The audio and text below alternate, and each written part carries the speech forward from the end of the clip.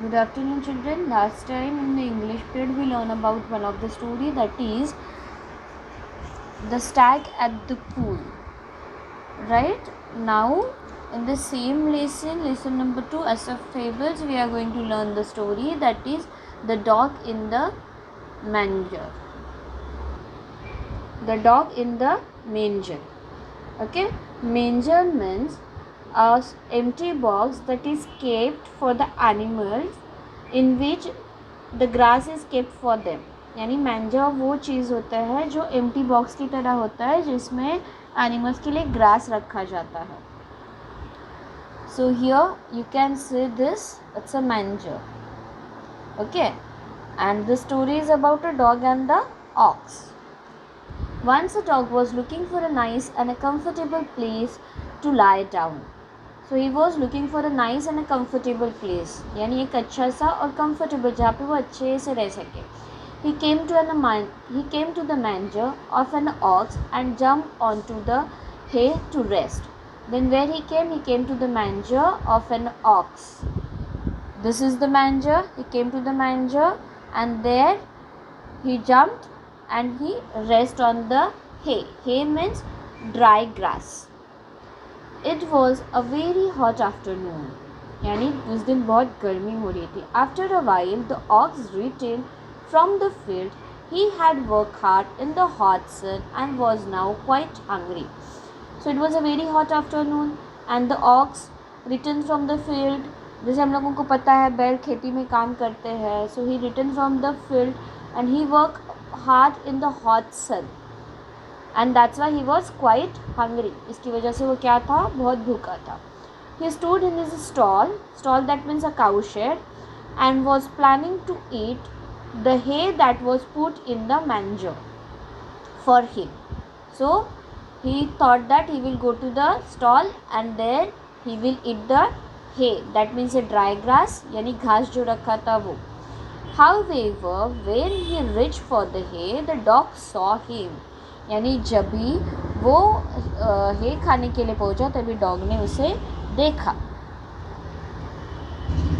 Standing in the manger, he began to bark loudly at the ox. Then what the dog started? Dog started barking at the ox. Each time that the ox came near the hay, the dog snarled.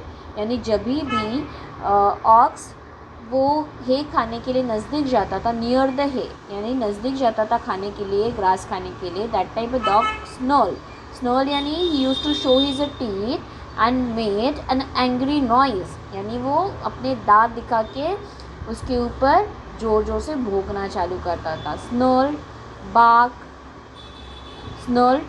bark and then snapped at the ox. So snap means he was trying to bite the ox. Snap means tried to bite the ox. He would not allow the ox to eat his hay. यानी उसने वो ox को घास खाने के लिए दे ही नहीं रहा था. So oxen are generally peace loving and patient animals. Oxen that means जो बैल होते हैं वो हमेशा कैसे होते हैं, पीस लविंग होते हैं. उनको शांति प्रिय रहते हैं और हमेशा उनके पास पेशेंट रहता है. पेशेंट्स यानी हमेशा उनके पास, हम लोग बोलते हैं ना पेशेंस है, यानी हमेशा धीरज रखने वाले एनिमल होते हैं. But finally the ox got upset and spoke firmly. But what happened? Ox got upset, वो नाराज़ हो गया, because he worked hard in the hot sun and he was quite hungry and the dog was not allowing him to eat the hay, and that's why at last Ox got upset and spoke firmly. Dog, if you wanted to share my dinner with me, I would not mind it, but you neither eat the hay nor allow me to enjoy it.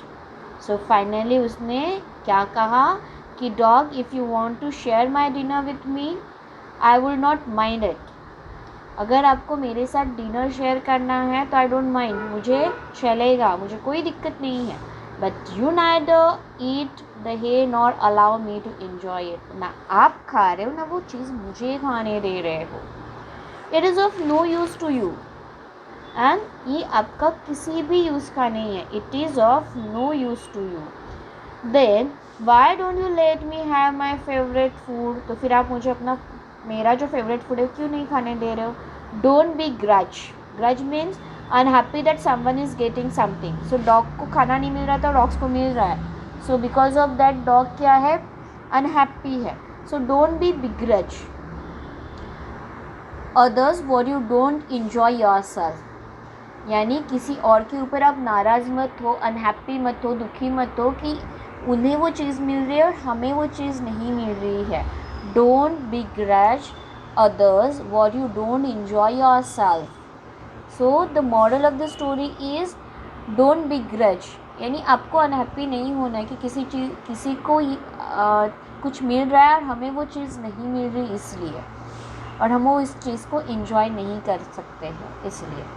Okay, we have to be satisfied always whatever we have and whatever we get.